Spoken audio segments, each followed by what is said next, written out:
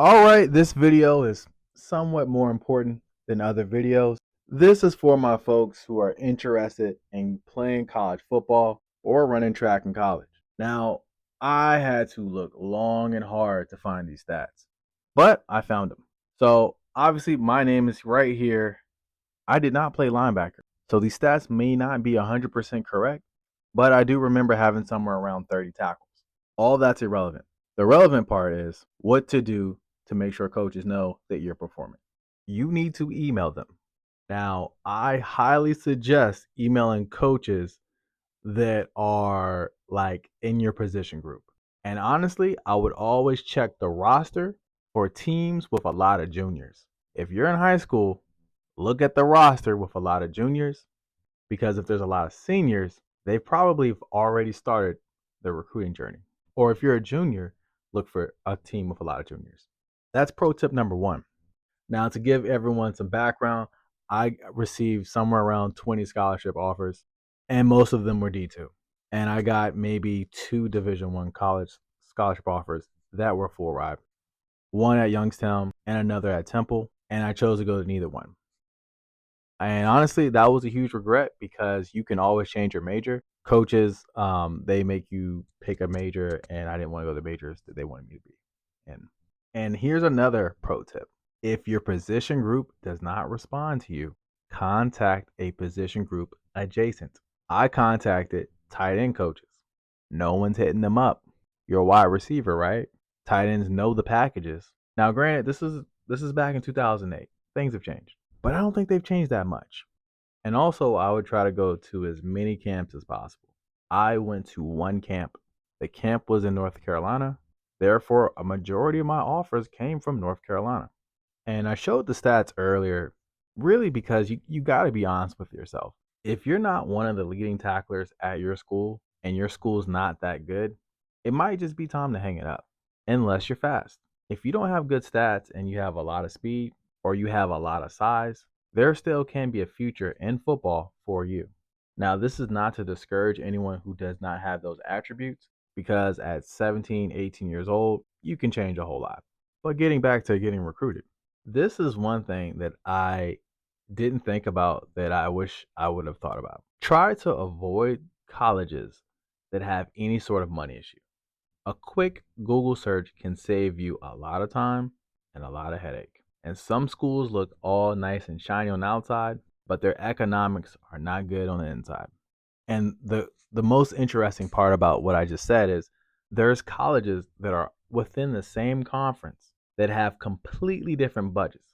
Some schools offer grants, some schools offer scholarships, some schools have NIL money, some schools have collectives, and some schools can't even keep the lights on. Now, if you're on one of these lists where you're ranked in the top 100, a lot of my information and insight is pretty irrelevant to you. You are probably going to get recruited and you probably do not need to email people. I can only give the perspective of someone who's just all district. And I don't even think I got all district. I was like honorable mention, second team. Now, one thing I did that was low key kind of cheating, and another caveat of how to get recruited, use your other sport that complements your sport you want to get recruited for.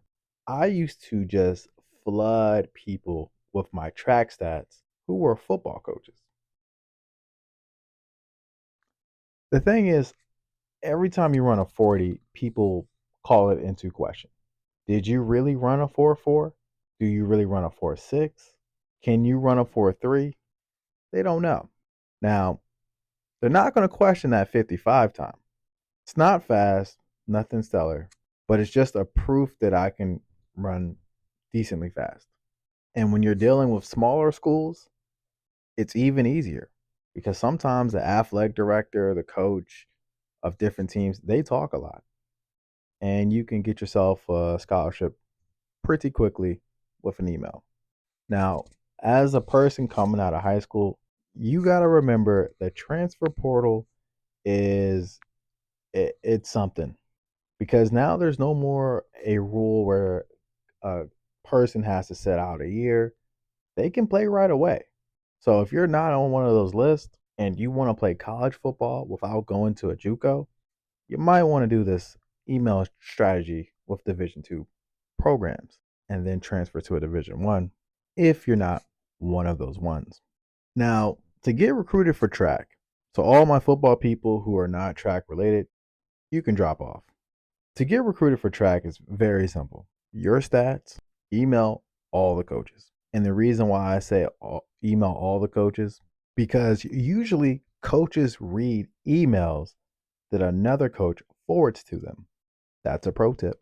So, got a long story. One school I got recruited by emailing a distance coach.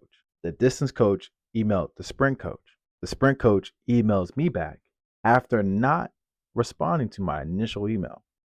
And the email I got back was with a 60% offer. Now, one of the issues is that school cost somewhere around $45,000, and I didn't want to pay that much.